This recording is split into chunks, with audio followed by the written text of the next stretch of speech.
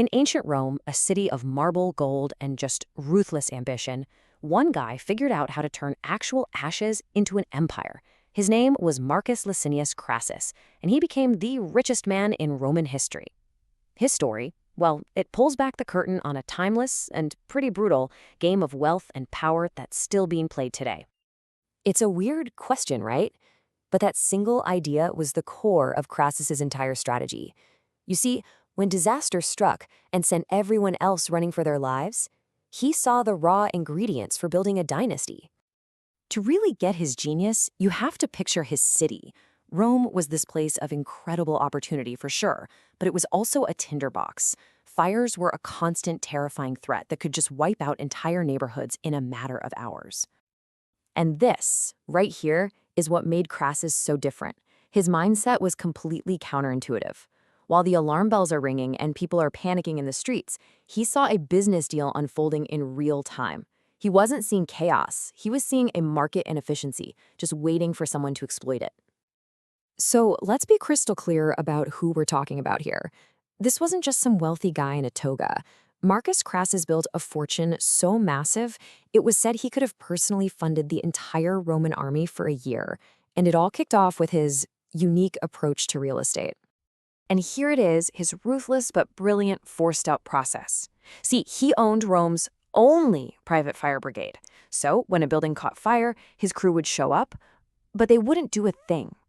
First, Crassus himself would find the distraught owner, watching their life go up in smoke, and he'd offer to buy the property for pennies on the dollar. Once the deed was signed, and only then, would he give the signal for his men to put out the fire and save what was left. It was this brutal, early form of disaster capitalism, and it's how he bought up huge chunks of Rome. But look, that whole fire brigade thing, that was just how he got his foot in the door. What really made him a master was his ability to scale that idea up into a massive, wealth-generating system. This was his whole philosophy, boiled down. While all the other Roman nobles were busy chasing military glory or political fame, Crassus was focused on the unglamorous, nuts-and-bolts stuff that actually made the city run. He controlled the things everyone needed, but nobody else wanted to deal with. His real genius wasn't just in buying low and selling high. It was in building what we today call a vertically integrated empire. He owned the entire supply chain. He bought and trained thousands of skilled slaves. We're talking architects, masons, carpenters, and created the single most efficient construction team in Rome. So after he bought a burned-out property, he could rebuild it faster, cheaper, and way better than anybody else. And this is the key. Crassus wasn't just flipping properties. He was engineering a machine. He controlled the acquisition, the emergency response, the labor, and the reconstruction. After a while, Rome literally could not grow without him. He'd made himself essential. Okay, so you've got unimaginable wealth. What's next? Crassus understood the limits of money. He knew he had to convert that gold into something way more durable: political power. He saw the writing on the wall. Fortunes could be seized by the state. Rich men could be exiled, or worse, by their political enemies. His own wealth made him a giant target. The only real way to protect it was to buy a seat at the table where the rules were actually made. So he makes this legendary move. He forms an alliance with two of the most powerful men in Rome: Pompey, the celebrated general, and a young, super ambitious politician named Julius Caesar. It was the perfect team-up. Pompey had the army, Caesar had the people, and Crassus had the money that paid for it all. Together, the three of them basically ran the entire Roman Republic. And for a while, it was the perfect setup. Caesar's campaigns in Gaul, Pompey's political games back in the Senate, all of it was bankrolled by Crassus. His influence was everywhere, proving that old Roman saying, "The man with the gold makes the rules."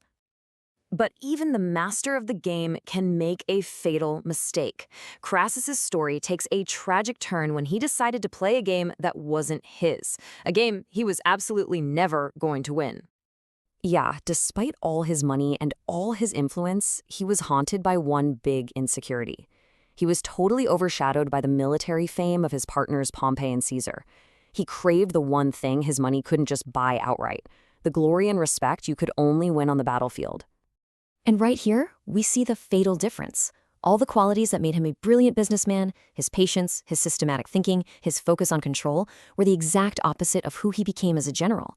Out on the battlefield, he was impulsive, he was vain, and he was chasing a glorious victory instead of a smart one. So, in pursuit of that glory, he led this massive army east to fight the powerful Parthian Empire.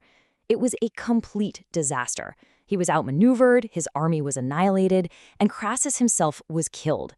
His final, desperate gamble had failed, utterly. But his legacy isn't just some cautionary tale. It's a blueprint. His rise and his fall offer these incredible, timeless lessons on the real relationship between wealth, power, and strategy. So here they are, the 5 key rules from the Crassus playbook. Number 1, opportunity hides inside chaos, just like he saw with the fires. 2, own the foundation, not just the pretty building on top. 3, build systems that make money for you, don't just chase paychecks. 4, use money to buy real influence, not just cheap applause. And finally, the big one, the lesson he learned with his life. Never, ever play a game you don't understand. In the end, his story leaves us with this powerful twist on that old saying. It wasn't just about being bold enough to run toward the fire. No, it was about having the system, the resources, and the strategy already in place before the fire even started. Crassus was always prepared. Crassus gives us this powerful way to think differently. He wasn't just playing in the Roman economy, he was building his own game inside of it. Which really just leaves one final question for you to think about. What game are you engineering?